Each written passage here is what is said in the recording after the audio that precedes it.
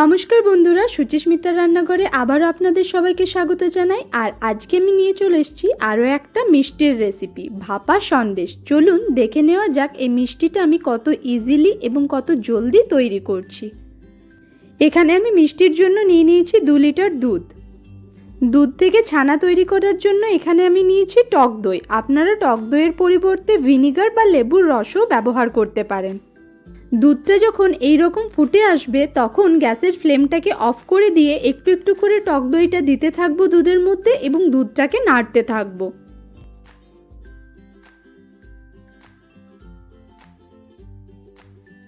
গ্যাসের ফ্লেমটা অফ করে তবেই কিন্তু ছানাটা তৈরি করবেন, তাছাড়া কিন্তু ছানাটা শক্ত হয়ে যাবে। দেখতেই পাচ্ছেন ছানাটা একদম তৈরি হয়ে গেছে। এবার ছানাটাকে এই পাতলা কাপড়ের মধ্যে ঢেলে ভালো করে জল দিয়ে ধুয়ে নেব। তারপর ছানা থেকে জলটা ভালো করে ঝরিয়ে নেব।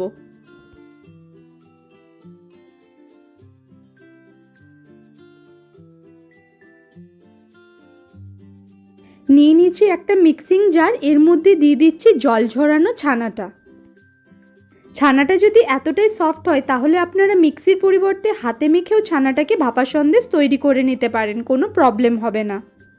এরপর এর মধ্যে দিয়ে দিচ্ছি 4 চা চামচ গুঁড়ো দুধ, দিয়ে দিচ্ছি 1 চা চামচ গোলাপ জল। আপনারা গোলাপ জলের পরিবর্তে এলাচ গুঁড়ো ইউজ করতে পারেন।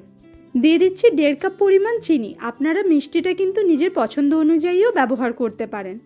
সমস্ত কিছু দেওয়া হয়ে গেছে, এবার এগুলোকে মিক্সিতে একবার ভালো করে ঘুরিয়ে নেব।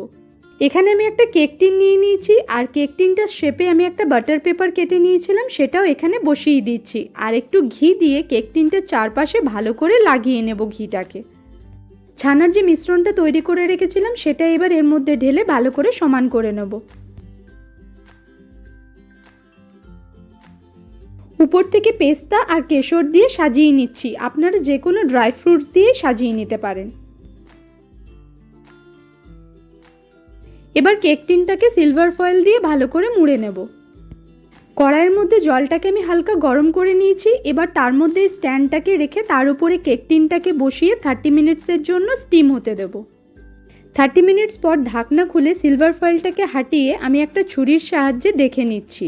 দেখতেই পাচ্ছেন ছুরিটা একদম পরিষ্কার বেরিয়ে এসছে। যদি এটার মধ্যে একটু ছানা লেগে থাকতো তাহলে এটাকে আরও কিছুক্ষণ স্টিম হতে দিতে হতো।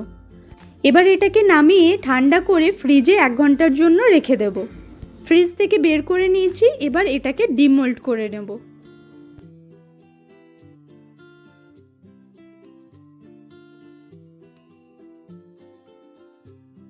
সন্দেশগুলোকে এবার নিজের পছন্দ অনুযায়ী শেপে কেটে নিতে পারেন। দেখতেই পাচ্ছেন সন্দেশগুলো কত সুন্দর স্টিম হয়েছে এবং কতটা সফট হয়েছে। এইভাবে কিন্তু একবার ভাপা সন্দেশ বানিয়ে দেখতেই পারেন, খারাপ লাগবে না। আর প্রতিবারের মতো রেসিপিটা কেমন লাগলো সেটা কমেন্ট করে জানাতে ভুলবেন না। আজকের মতো এতটুকুই, দেখা হচ্ছে অন্য কোনো দিন অন্য কোনো রেসিপি নিয়ে।